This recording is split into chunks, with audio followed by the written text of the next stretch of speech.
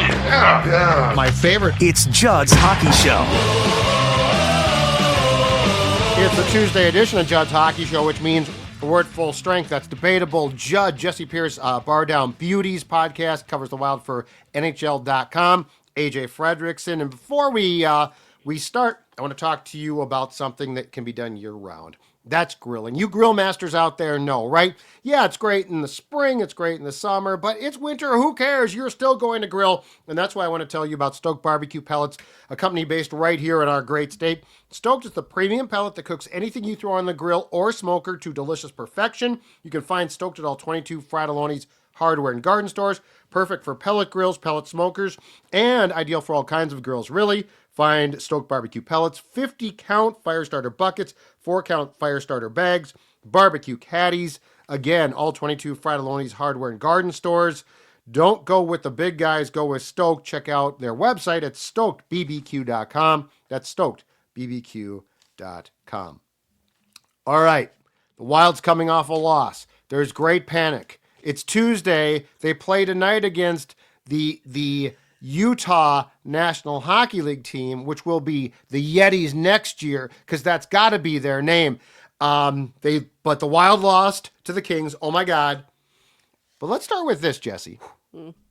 So the Wild's without right now. Brodin still out. Eriksson Ek is out. Zuccarello is out. Lauko is out. Now, as I told Age on the show that we did on Sunday, the day after the Kings loss, I'm hesitant to paint Lauko with the three names that I said before that. He's been a nice player, and I like him. But Brodin, Eriksson Ek, and Zuccarello are core pieces. At some point in time, do you think that starts to take a toll here? And like the loss to the Kings is the start of that a little bit? Or do you think that this team is perfectly capable, even without three key pieces, of weathering the storm as they, by the way, get set to return home for a homestand that begins with Edmonton on Thursday? Yeah, I mean, this isn't new. This is what happened last year amongst a few more players added to that. But there's something about it that feels different. I actually asked John Hines this at practice last week before they took the road. I just said there's a different feeling that there's more capability in this lineup than there was last year. There's more depth. We've talked about that this year. It's not just relying on Kirill Kaprizov to upheave this entire team. And now certainly putting Matt Boldy and Marco Rossi on that tie-up line with them, it would feel like you're removing some of the scoring depth, but you're not. There's just a very different vibe. Now, don't get me wrong. Yes, Ek, Brodin, and Zuccarello are sorely missed, and eventually that will catch up with them. But right now, I think they're very capable of weathering that storm. I mean, they are still second in the National Hockey League. They are still the team with the most road wins, the fewest regulation losses, the most points. There's not a team that has more points than them. And they've done that all without Matt Zuccarello for the majority of this. Broads and Ecker for the last little bit here. And again, it's not new. They've done this. Brodin gets hurt every November, every single November. I love that man, but come on now. Ecker as well. So it does. It just has a different sense. Yes, you want them back sooner rather than later, but I'm not hitting the panic button after a loss to a very good LA team. I mean, LA is playing great, and Utah, as low as they might be in the standings, is very quick. So, I mean, they're certainly not they're going to have to respect their opponent, as I always preach. Because you can't let Utah jump out to an early lead, I don't think. Age? Yeah, like Jessi said, there's something that feels different about this team. And I think, Judd, the theme, the term that you keep coming back around to each and every show, each and every week is it's like professional performances. In past years, some of these games that we've seen, even when they've been at full strength, they go down early or like they're not, they're down a goal or whatever at the start of the third period. It's like, well, let's just go out there and play hockey and we'll take our shifts. And then with 5 minutes, right, let's fire it up, boys. Let's pop, shots on goal. Let's buzz and we're skating around the zone. Oh, we're going to force overtime. And then, we're going to lose. But hey, we got a point.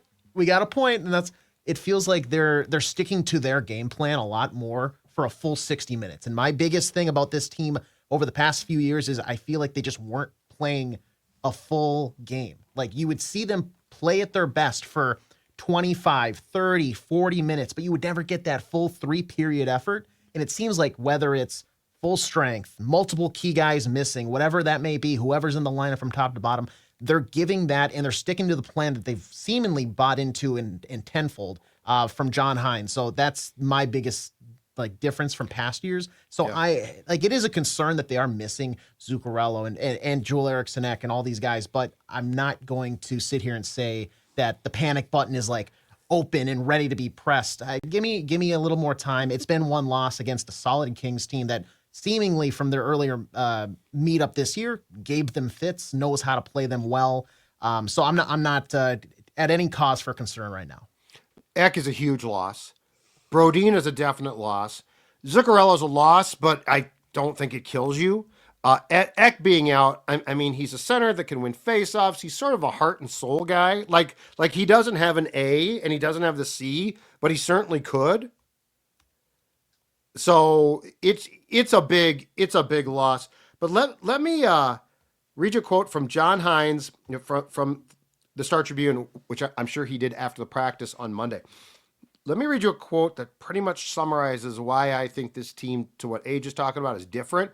And it's a mindset, but this quote crystallizes it. So in talking about the fact that, hey, they lost a game, they've lost twice to the Kings now, the Kings are good. Hines said, quote, "We enjoy wins. We celebrate them for sure. But I think when you lose, it's not getting too low and everything's not lost. I think it's our job to have that demeanor with the team, but it's also our job to take the things out of the game that are going to help us improve from that one either way. Quote, reinforce the good, but also I think it's important to turn the page quick to prepare for the next team." That, I think, perfectly summarizes how this team plays. Because there's not like this, it doesn't feel like there's this looming threat of, oh my God, now it's all going south. And they've had teams where it's felt like that. Where like that Kings loss, it's like, okay, now it's going to snowball. I think that quote does a perfect job of summarizing the mentality that the coaching staff has and that John Hines has, Jessi, that was so much different than perhaps some of the previous coaches and certainly the previous teams. Yeah, I mean, they've shown enough good this year to really prove who they are. They've really shown their identity. I think last year there was a very much an identity crisis. Like, are we just this grind out team? Do we have enough skill? And losses piling up will do that. That'll negate your confidence this year. This team hasn't really had a whole lot of adversity to the fact where they've lost that confidence because, again, you're having the right guys step up in the absence of some of your key players. And obviously, Kirill Kaprizov is doing his thing. But John Hines has always kind of had that mentality. I mean, complete opposite of Dean Evson, right? We love us some Dino, but he came in very cool and collected. You love Dino more than we did, Jess. I do love me some Dino. Like, we didn't have him on the show. Yeah, he's a nice guy, but I don't know. I love Dean. I could just hang out with him. That's it. I just grab some drinks with him. That's all. Oh, he'd be fun to drink with. Yeah, super fun to have a good beer with. Talk some Ravens. Yeah, exactly. Nothing too exciting though, or else he gets a little punchy. Right? No, but I don't know that we've given enough credit to John Hines. I had mentioned this on this week's Bardown Beauties podcast. I don't know that we've really recognized all that he has done because, yes, we highlighted it last year when they went in and had a winning streak following the firing. But this year, he's completely transformed this roster. This is the same group of guys that was there last year that had forced Dean Evson's firing, right? And John Hines, he focuses on the details. He doesn't focus necessarily just on the big picture. It's those details that is so important to him. Every single practice, they are out there fine-tuning and tweaking and really working out any of the little inconsistencies, even when the games are going well, even when they're winning, even when they have a great performance. John Hines doesn't let them slack the next day at practice, and I think that's a huge difference. So, again, a lot of credit to John Hines for keeping this team not only on the winning side of things, but also, as you mentioned, Judd, keeping them very cool, calm, and collected and recognizing that it's a long season and consistency will be key. So it depends on how you rebound from a loss. That will really speak volumes about your squad. And Jessi, they do practice, right? Like with Dean, they basically didn't the year that they got Flurry. I remember the quote. He's like, I didn't even know where Trio Rink was. Yeah, they do practice, and it's not that he's like trying to wear the team down, but there's far more practice time spent still in season than what Evison did. Correct? Yeah, much more regularly. It's very rare that we'll even get an off day. He'll usually at least have an optional. I mean, and certainly you have a couple guys that will tend to take maintenance, but I mean, you're still getting the majority Favors, the Boldies, the Carills. I mean, they will still show up. Some of the older veteran players, I think, might be more keen to take that option. But John Hines knows that there's an importance. Like, of course, we're going to practice. Of course, we're going to do things. And a lot of that's focusing on the small area battles. You had mentioned face-offs earlier. The face-offs in the defensive zone, you guys, are atrocious, and I can't take it anymore. I can't hold back. It's why the penalty kill is so bad. If you could win a face-off, that would be great. Thought that was supposed to be fixed. But they're working on it in practice, so they're trying. Wait, Kudos. Face-offs don't matter. Yeah. Analytics matter. people told me face-offs don't matter. What are you talking about? Yeah. Oh, God. No, that's a great topic. Go on that, because the penalty kill is... It's why, like, if you watch their Yes. penalty kill, it sets them up for failure every single time because not one of their PKers Preach. can win a face-off in the zone. It's beyond frustrating. And Like, Erickson I would Ek love... being out Yeah, hurts you even more, right? right. It's so frustrating to watch. I think I could win a face-off in the defensive zone at this point. Might as well try. 49.1%. Why can't they, like, and I have that's no a good, idea. But That was Darbs' area, right? Didn't we all talk about that? Like, yes, but the face-offs penalty and kill was special too, right? teams. Derby. Yeah. But to go back to that point, because this is the type of thing where if you're going to be a good team and make a real run, like, your PK can't be this bad, and it's bad again. What on earth? Like, you spent the entire offseason supposedly with this whole coaching staff, right? Because they said we had a lot of people involved working on this. They clearly had a very good training camp. I mean, they worked their asses off. So what's your dime store theory, Jessi Pierce, on how we sort of got here where nothing's really changing? It's not acceptable. There's not a sense of urgency to fix it, almost. Like, I think now you're hitting that point where it's like there needs to be a sense of urgency to correct this. Like, it just kind of seems like, oh yeah, we'll get there. Like, okay, but when? Like, how are we going to get there? Again, I look at it as, and they're very lucky that they have Philip Gustafsson in net the majority of those nights, Yes. because as we've always said, the goaltender is your best PKer, and that is in fact true this year for Philip Gustafsson. But I think that's the one glaring thing that I noticed in their last home game was just the amount of faceoffs lost on the PK in the defensive zone. It was just absolutely disgusting, if I may say so myself. I was grossed out by it. So maybe start there. Did you I get don't the care. ick? I got the ick. I got the ick. Did you get the ick from a PK? It was gross. I was like, oh my goodness, I've never heard this watch it. before. Yeah, it was bad. It was bad. I mean, I'm just looking at it here, and based on like the PK unit, so your potential face-off guys are Freddie Gaudreau, Yakov Trenin as of right now on that top PK unit, and then it's Ryan Hartman, Marcus Foligno in the second. Freddie Gaudreau, out of guys who like take a decent amount of face-offs, leads the team at 51.4%. That's better. That's better than a coin toss, but I'm gonna round that basically to a coin toss. Yeah. Next there, the next like bulk guy is Erickson Ek, 49.9%. So immediately your second main face-off taker drops below 50. Mm-hmm. Just win a face-off. And I know the other night we saw Andrzej Kopitar go out and eat his lunch against Marco Rossi, face-off after face-off. Oh man, Kopitar. I mean, that's a craftsman right there. That's a seasoned veteran. And he recognized, like, as much as I love Marco Rossi in his game, it was like Hero man throwing at that it was point, throwing yeah. a toddler in a bear den and saying, "Here you go, sport. Have at it." It was rough. So the face-offs has to be, and I get it. There is like a technique, and sometimes you're just better at it naturally. But how are we not working at this more? How is this not a major point of emphasis? Because Jessi's exactly right. And frankly, it's then that sets you up better offensively for the power play. If you can just start with possession, that changes everything. Because that early clear, killing maybe 20 seconds, that could be the difference between somebody getting back out on the ice for full strength to support you in the defensive zone, or you're down a goal. It's so important. Yep. Jessi? No notes. No, it is. It drives me nuts. Perfect, It was thank one you. of the first things. was It good. was one of the first things I I learned was just taking a sip when of I was learning the my games. juice. You Bad know what I timing. mean? I was just like, man. No, it's look. The special teams is actually, and we talked about this some after the Kings game, Jessi. But the special teams is a topic. Like this is the thing is this team. It's almost Christmas, and this team's damn good. So now you're thinking of, okay, what do you need to improve on for like the playoffs? I mean, this looks like a playoff team, and if they're a playoff team playing like they have been, they're going to be a playoff team that should be able to win a round. I dare I say it, knock on wood. So. Whoa. So if you can win a round, well, previously, I'm with Jessi. Previously, with a penalty kill problem, part of it was, well, your goaltending wasn't very good. Yeah. And so now you can sort of write it off a little bit as well. If the goaltender could stop the puck, your PK is better. But with the year that Gustafsson is providing, I ain't blaming him. Right. So now it's like, what are you doing fundamentally? And then conversely, the power play also has dropped off. Now, they're missing guys, so this is a topic. Like Zuccarello being off the power play, I think definitely hurts. Eriksson Ek being out definitely hurts. Brody, not so much on the power play. But I can sort of, I guess, blame the power play problems a little bit more on guys being out. And Eriksson Ek being off the PK, being out, definitely does. But you also have to have, just across the board, a better special teams and a better PK. And I don't think you can blame the same people that we blamed last year. Darby's been fired. Gustafsson's played too well to blame him for anything.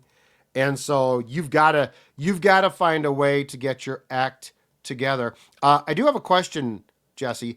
Do you think the Kings, because good teams have this every year, do you think the Kings caught the Wild on a couple of bad nights, or do you think that what the Kings do stylistically is kryptonite to the Wild? I wouldn't say kryptonite. I think for sure Saturday. I mean, that's a back-to-back. It's a short jaunt from Anaheim to LA, but it is still the case of a back-to-back. And jaunt. Sure. Do we not like the word jaunt? No, it's a great. No, jaunt's a great word. It's a great word. It's not utilized enough, I would say. I would say so too. It's just sort of going a little bit grandma there, but I liked it. Kitten's so old. Like, jaunt my is, goodness. well, you've got what? 4 kids? 3 kids? 3. We don't need to add any more. To 3. That okay, but you got 3 kids. You're not. You're not young anymore. It's okay. I know. That was Wild without their penalty kill face-off wins. I remember watching the jaunt.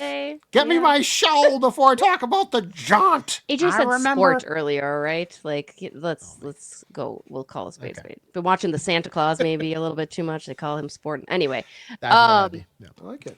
I think LA does know how to break down the system that Minnesota plays, especially defensively. Sure. But LA has really talented players too. I mean, they're not a team to scoff at. Be like, they're not very good. I mean, as you mentioned, you've got Kopitar, Fiala. You've got guys that can handle the puck, and they're kind of in this weird limbo. I think they don't get the recognition that they maybe deserve for some of the good things that they do because they have those very old, established players, and then they're still working in some of those young guys. But no, ultimately the most recent game, that was a bad one. I don't think Minnesota, I wouldn't say you caught them on a bad night. I think LA just played better than Minnesota. I think that was just a bad game for Minnesota as a whole. They couldn't get anything generated. The opportunities were not there for them. There were no high danger chances that night in St. Paul. Tough game for Minnesota, and LA exploited it. But I would say I'll give them the back-to-back excuse with this past trip. And I'm not, and to be clear, I'm not concerned. Like this is not, I got a couple of tweets saying, same old Wild, here we go again. I'm like, that's not, you can't one say game. that. It is one game. It's one game, and they've been a different team, and there's just a lot to like about the makeup here. Yeah. And it's the same guys, but there's a different mentality. And don't forget, too, it came on the heels of a 5-game win streak, including a victory at Anaheim on Friday. All right, I tweeted you about this, but I might as well, since I've got you now, Jessi, what's happened to your guy, John Gibson? Because it looked like the hockey puck was a foreign object. It looked like it was literally something he had never seen before. I felt bad for him. I felt empathy for him. He's old, I guess. Like, he's my age, right? Like, he's old. I don't know. It was... But I mean, does he need contacts? I love John Gibson. Yeah, but he looked like, he had never seen a puck before in his entire life, or he was scared of it, or it was a hot potato. Like, I don't know what the deal, I don't know what his deal was, because he's got defense in front of him that is far better than it has been in years past, right? Like, he's got very capable defensemen finally. And now he's got Trouba coming. And now he's got Trouba in there. And I just, breaks my little heart. John Gibson, maybe he's just not good. How did he not get out of there? That's my question. He is the Mike Trout. In fact, he plays right across the street from him. He's the Mike Trout of hockey. It's like, John, get yourself traded out of there. I like Mike Trout, too. And Mike Trout won't leave. How did he not? Because it seems like maybe he was just like too early to the trend, but it seems like now, how many trade requests have we heard from different guys that are like somewhat notable? Whether it's a young prospect, or now I think the rumor, I don't know if it's confirmed or not, but Dylan Larkin apparently requested one out of Detroit. I think that's made up. Okay. Did I get got? did some- Detroit yeah. is Yeah, I- trash, so I wouldn't blame him at all if that's what he. I might wanted to have do. gotten It's got. bad. So Yeah, maybe I'll do some producer magic and edit that out. No, don't edit it out. Somebody put out a false. Own it. But how does John Gibson not get out of Anaheim? Like, sure, at a certain point, I think they did look like they were on the up and come with some of these young prospects, and they seemed like they were drafting decently well. But like, you've wasted your peak. It seems like, because I don't think we're going back to like 2017, No, Mike 2018 John Gibson. Yep. Now it's like if you're going somewhere, you're probably going to be a more than capable backup to somebody who is like going to carry the load, and you're kind of like there on the coattails, being able to come. Who was it a few years ago when Dallas made a very, very deep? It wasn't Kari Lettinen. I don't know why that name's coming to mind, but it was another, I feel like, Finnish goalie. He was old and he was bald, and God, I can't think of it right now. I'm just picturing out there. Yeah, whatever, doesn't matter. Somebody will let me know in the YouTube comments. But it baffles me that he never has gotten out of Anaheim. Like, just so much wasted talent there. Yeah. Yeah, kills love him. Jessi. Absolutely kills him. Now the good news in that game was the with Eck out. Niemi, Oh, Yes. right? Oh, very like if good. it's not Kari, it's got to be Niemi. wow, that was good. That's a great pull. Maybe. That's a. I'm going to look it up while, you guys. Yes. I mean- continue, Judd. So the good news about the Ducks game was the first line, that Rossi Kaprizov first line with Boldy that they put together was absolutely fantastic. Let's talk about, I think it was the first goal of that game, the Kaprizov pass from the point to Rossi. Okay, how much has just flat out, as great as Kaprizov's been, and I've talked about this a little bit before, but I want to focus on this one. How far has Kirill Kaprizov come from not trying to make a pretty play, because he's always tried, but just to becoming one of the best passers, dare I say, in the league? Like, there's a level of his ability to set up guys now, and he's got that Gretzkyan thing where he sees a play developing a split second before the rest of the people on planet Earth do. I just think he's taken such a substantial step from the old days of Zuki and I are going to pass the puck back and forth, and it's going to look pretty, to actually setting up plays that are like, oh my God. And that Rossi tip-in goal from the point, by the way, that's a long pass. That was a thing of beauty. I mean, I can think of 4 or 5 to go along with it that we've seen this year at XL 100%. Energy Center Live, right? And it's always kind of along the boards. It's always a nice little spin move, backhanded, whatever. Like, yeah, he just has that extra sense. And I think we've always seen glimpses of that, but sometimes he was trying to force it too. So you're not seeing Correct. the end product, right? You're not seeing the goal as a result. And this year, I think Marco Rossi in particular has done a tremendous job at being able to keep up to speed.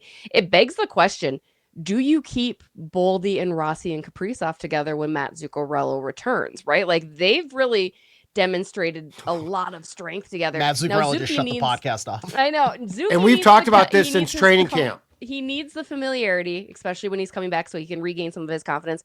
But I love the way that line looks, and a major credit to Marco Rossi too, who I think has really shined in these moments as well, and asserted himself as one of the top players on the Wild roster. But yeah, Kirill, keep doing what you're doing, man. God, it's so fun to watch. Boldy and Kaprizov belong together. Yeah.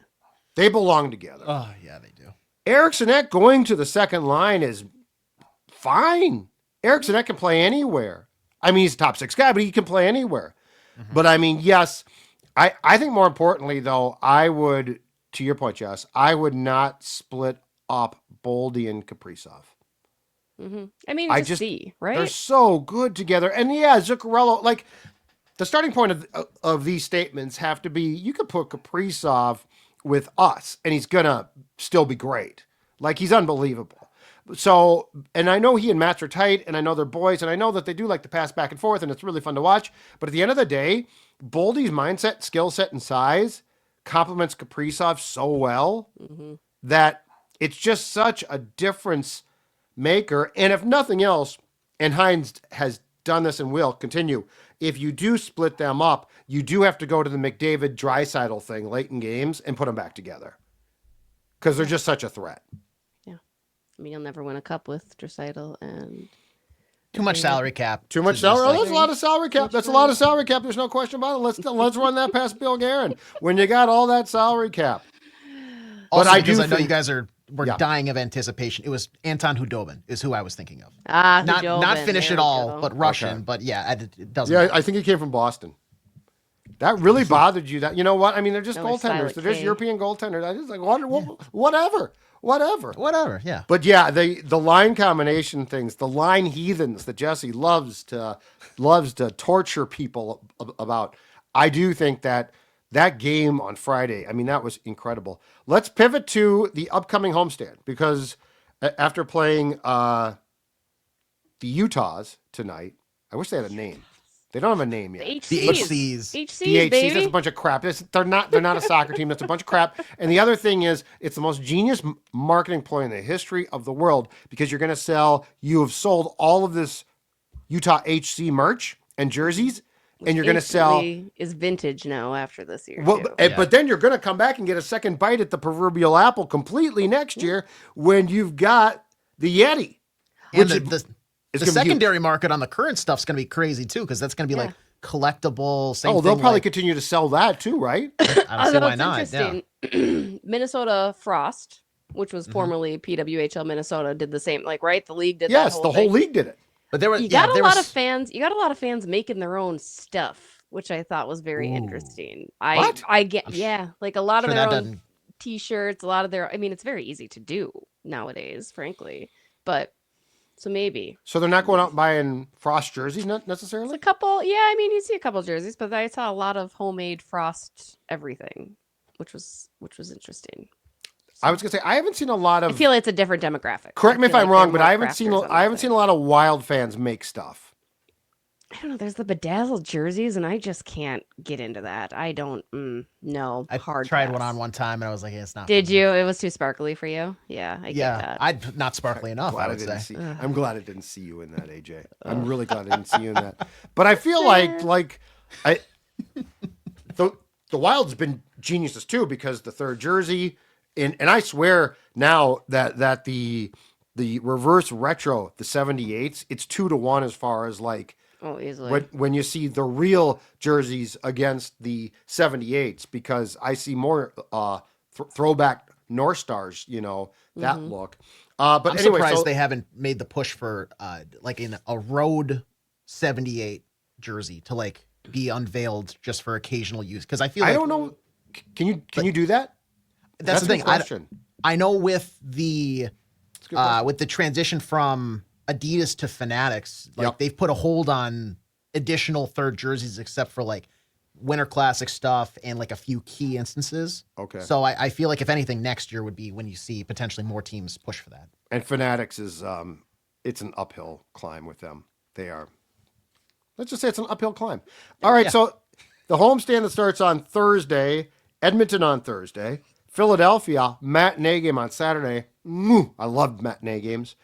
Sunday, and of course, keep in mind the Vikings play on Monday night. Vegas Golden Knights at 5:00. Then a TNT game at 8:30 at the X next Wednesday, and then the homestand ends with Utah on Friday the 20th. This homestand gives you an opportunity to make some hay, which they've done, but I at thought you were home. talking about me making money because that's also what it's giving me an opportunity. Oh, that's to do. that's so great. that's a very good point. To make some hay for Jessi as she goes through her money, but also this team's been on the road a ton. This is going to keep them at home for an extended period of time. What should the expectations be, starting with Connor McDavid and Draisaitl, and a very odd for 2 years now because they're really talented Oilers team on Thursday in the midst of this homestand. Without Jonas Brodin, it's going to be tough. Like McDavid has said, and I would love to ask him directly how frustrating Brodin can be on him because he cannot You score. He can. cannot find points when Broads He'll be is there. all over him. Well, yeah, I skate, will. right? We're talking ahead of time. But Brodean's not going to be playing that game. Right. So you can ask him, are you excited? And then you can report back. Okay, well, we can do that. That's fair. Fine, I guess. I'll ask Con. I'll be like, "What's up, Con?" She rolls her eyes. I know. Not unless I get a raise. Can barely get to talk to Connor McDavid. Are you kidding me? Edmonton's a little strict on his access, as you can imagine. Shocking. So I think that's going to be really tough. I think Jared Spurgeon's really, really stepped up this year. I think he's been tremendous, as we've always known him to be, but there was those question marks about him coming into this year. So I think it's going to be tougher than it would be if Broads was in the lineup. But Minnesota does fairly well against Edmonton here at home, especially. So I'm going to say they're going to eke out in victory. It's going to be a close one. Might even be an overtime game, which I love. And yeah, it'll be interesting. But I think Brodean's the game changer there. If he were playing, I would be a little bit more confident to say, yep, Minnesota's got it in the bag. But just without him, I think that's a little bit more of a concern for me. Yeah, definitely. I think it comes down to maybe who gets the nod for in goal that night. Because the last time they faced off, I want to say it was the Flurry Stuart Skinner matchup. It was. And Stuart Skinner's so bad. Exactly. Even if it's Stuart Skinner and He net, improved of late? Huh? I mean, Has he improved of late? Was Stuart there Skinner? much room for regression? No. Well, you talk about a team that hasn't solved its goaltending problems. I mean, Jack Campbell's gone now. They sent him to that big contract after he left Toronto. How many trades have the Avalanche done this year for a goalie? Well, they had Gorgiev because Gorgiev's a Swiss cheese. Well, Edmonton is just sitting here like, no, we're fine. We've got Stuart Skinner. All the problems are solved. That's because they have Connor McDavid. Yeah, it's because they think they can outscore their problems. Yeah. And they the got Avs too know much that they cap can't. allocated to two guys to make any sort of goaltending move. Isn't that right, Jessi? That's exactly right. They have too much money locked up in two players. Maybe if you had spread it out the love a little bit. I was not wrong in that scene. Did we bail on you with that one? And Bill Guerin still makes fun of you for it too. Yeah. Every time It's he good sees thing me, you I got can tell thick he's holding skin. it back. He's holding it back, and I'm like, "What do you want to say, Billy?" But when it potentially happens, how good is it going to feel to know that the second that they potentially extend Kirill Kaprizov to a massive contract extension, first thought is going to be, thank God we have that done. Second thought is, I can't wait to give Jessi crap about this. Well, it's pretty good. That's a good. When they good don't win the payoff. Stanley Cup again this year and again the next year and the year, I cannot wait to tell Billy every single time, like, "Huh? Do you think maybe they could have used a little bit of money elsewhere?" Well, Like, Kaprizov's fine. It's the second guy where you can say, well, now you can't sign Rossi to a huge contract because you can't have two, Bill, like I've told you before. So now you've got the hammer. assuming they're going to sign Rossi to any contract. That's not me and my opinion. All right, that's just Actually, what let's talk about that next. feel. Let's talk about that next. But with the Wild home for a long homestand, that means you're going to be going to games. When you go to games, I want to urge you to go down West 7th to my favorite restaurant there, pre-gaming at Parlor Bar. Perfect, absolutely the perfect burger, fantastic. Right down the street from the X, open 4 to 10 p.m. Monday and Tuesday, 11 a.m. to 10 p.m. Wednesday through Sunday, a brunch on weekends. Lunch served from 11 to 3, and a special game day menu available 3 hours before the games. Absolutely fantastic. In fact, I will be going there with Dawn New Year's Eve before the Wild plays its game that night because Parlor Bar is fantastic. And, Jessi, I know you're a big golfer. You work at a golf course. A little cold right now. It's getting snowy probably. So what is your suggestion to keep that golf game as sharp as possible? I'm telling you, you need to work on your game year round. Unfortunately, in Minnesota, we're not always able to do that. But you know what? My friends out at Swing Lab Performance Golf in Lakeville are there to help you. They have you covered. Their state-of-the-art facility utilizes TrackMan technology paired with Swing Catalyst video analysis in the luxury of your own private room. The two-person best ball match play series will begin January 6th and run through March 24th. All through December. They also have a ladies' night, which is a taste of the game, plus their junior program. And you guys, if you book a simulator session for 2 hours or more between now and Christmas, you can get up to 25% off the price with promo code XMAS25. That's XMAS25. Go check out my friends at Swing Lab Performance Golf in Lakeville. They're a good time. Outstanding. All right, back to you, Jessi. Marco Rossi, with how he's playing now, what he's meant, how strong he is on the puck. Like, he's not a big man, but he is strong now. Do you really think that the Wild, not during this season to be clear, but do you think that there is a chance in the offseason they still trade him, because you're right, his name has always been bandied about as a guy who is a trade candidate. I would like to preface this. I don't dislike Marco Rossi. I'm not trying to trade him. And I even said this toward the end of last year. Marco Rossi has great value to the Minnesota Wild and to Bill Guerin. And I'm not just talking value for them in their jersey. It has a valuable trading chip for Bill Guerin. So Bill Guerin, if he's not satisfied with where the team is, or he thinks he can get that missing piece, it's kind of like Herb Brooks did with Miracle. They'll do whatever he takes to win, right? Like, I will bring in Timmy Ha and see if he can, if he can come play. I'm just saying, Tim Har. Anyway, Former golfer, yeah. Former golfer, had a great year at the U that year. He's gonna make us a lot better. He's and I'm gonna just make gonna, I I'm gonna remember send him well. home. I'm gonna send him home, boys. But we're a family. Family. Herb. Which is exactly Marco what in the I'd say if background, just Marco hoping to left. stay. Yeah. I don't know. I really don't. I don't think again, we've talked about it. Everybody is tradable. I think Marco Rossi is very good for this team, but there's just something about it that feels like Bill Guerin would trade him for the right things. And I think that's unfortunate, because I think Marco has done everything that's been asked of him in order to achieve the level of play, right?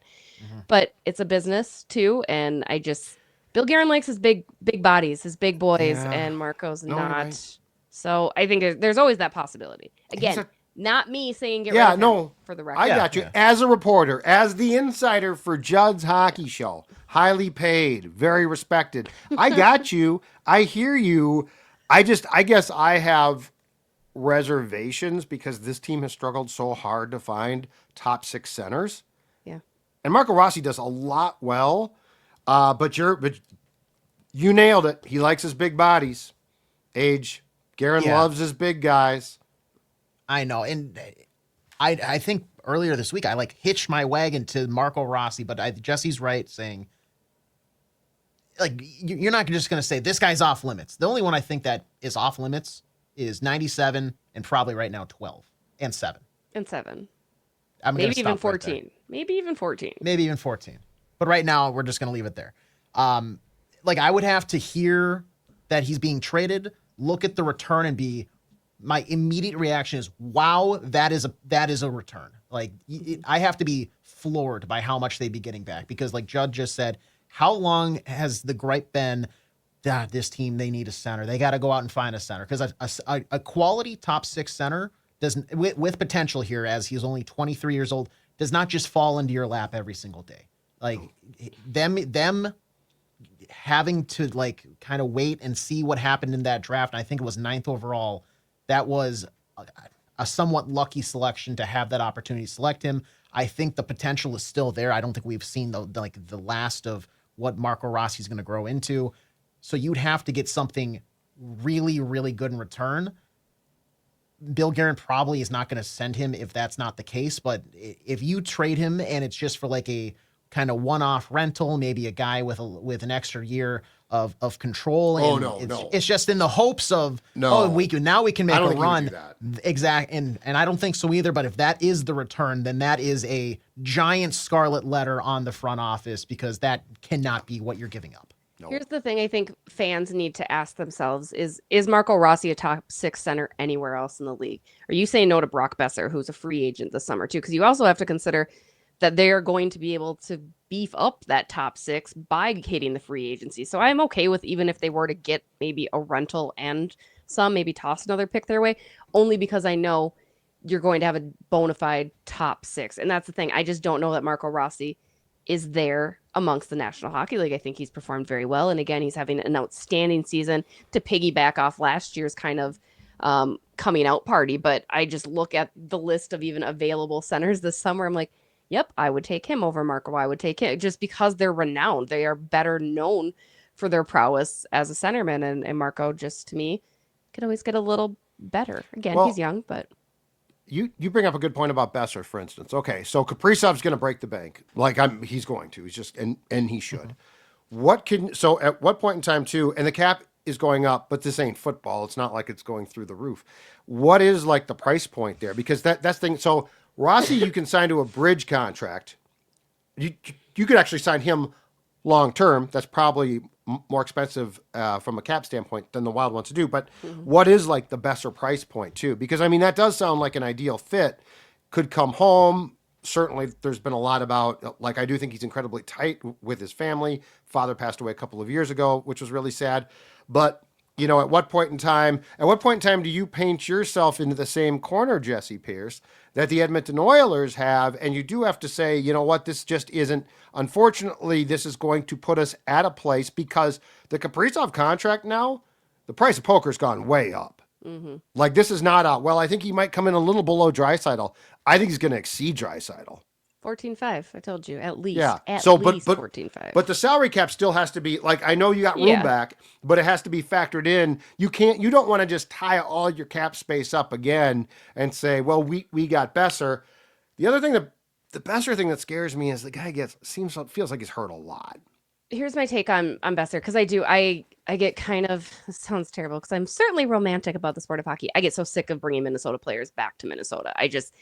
Yes, you played. You and Doug Risebrough. One of us. Risebrough. It just drives me insane. Risebrough purposely stayed away from us. Oh my gosh. Aside from Darby. I think with Besser at 28 years old, he looks more at term than even the dollar signs, right? I think for him, he wants a long-term contract on this next deal. Now, I know Ben Hankinson, who was his agent, who worked very hard to squeeze every last dime out of Vancouver during their last contract negotiations. But I also think between Besser and Hank, they would be willing to take somewhat of a hometown discount if that were the case. Again, if you're giving him a long enough term on that contract. I think that's what Besser wants. I agree. He has been injury prone, but he's coming off 40 goals. I know he's a great player. He's a good player. But I'm using the Jessi Pierce argument. I agree. I'm saying, do you want Kaprizov and Besser? And now you're like, well, we're up against it again. Welcome back. You mean you could get him? Welcome back to Cap Hell. It's hot in here in Cap Hell. It's certainly hot in here. Well, Billy doesn't listen to me anyway. He's going to do what he wants to do. No, I know, but I don't know. Well, I think he enjoyed making fun of your statement. But there's some truth in that. And Kaprizov, again, you can't tell him no. Well, that's too much, Kirill. Well, and again, that's the thing. Does Kirill want Brock, right? Like, I think that's a very valid conversation that's being had come free agency. This season, though, he feels like. This season has a completely positive impact on Kirill, right? Oh, 100%. I know at the beginning of the year we had talked about, and every time it's ever come up, we have said, is he re-signing?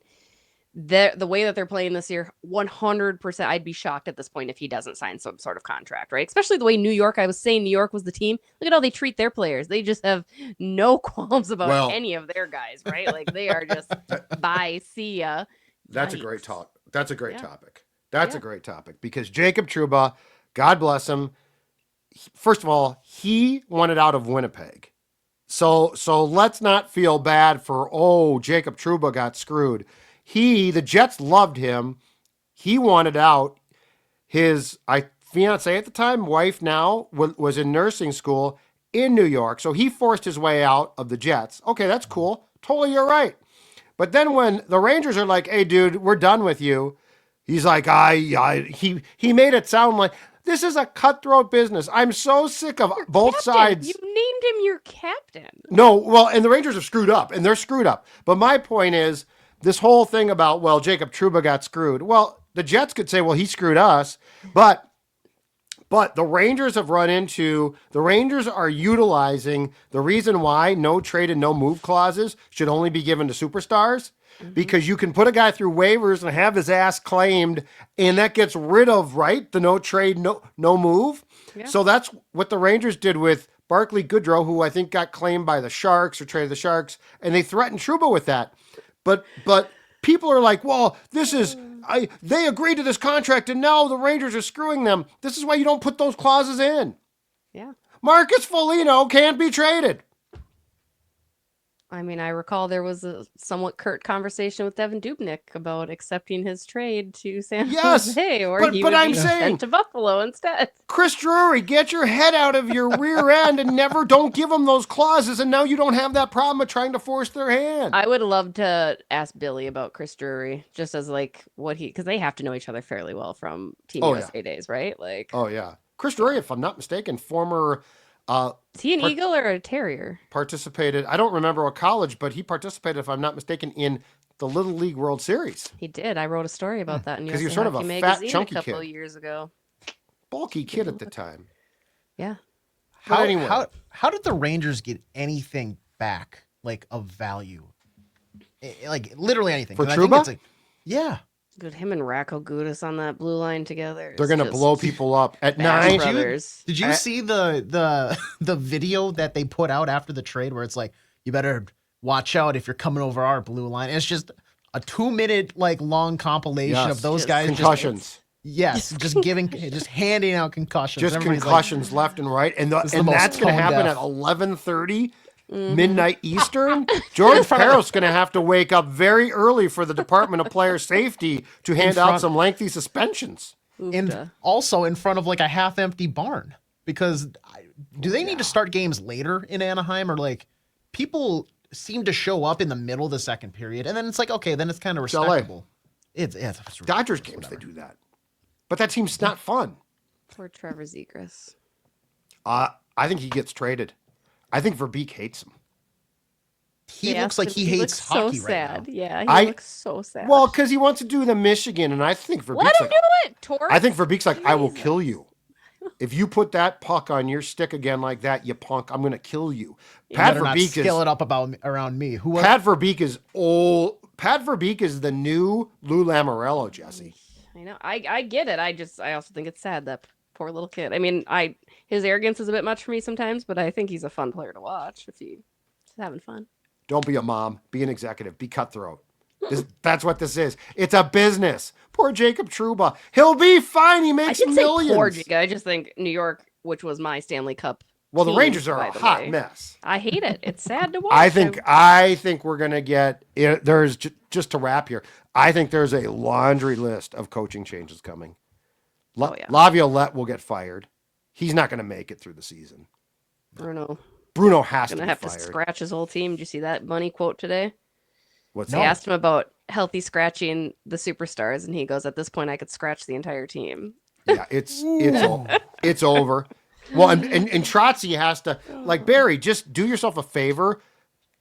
Come down from the suite, coach. If you got to get rid of Yeah. Bruno, Oh, poor which means Bruno. Darby probably gets canned. Although Darby survived more coaching changes here than anyone. They love him.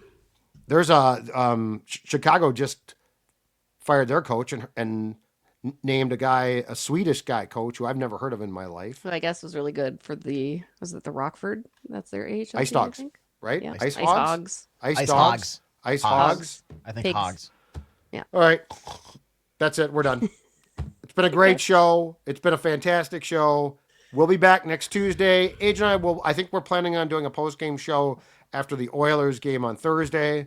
Sports Dad right there in the press box, right near Jessi. I'll make a special appearance. Be pounding out a story, but yeah, come by for a couple, sit down, and we can talk about the game. Panic if they lose. We'll see you later.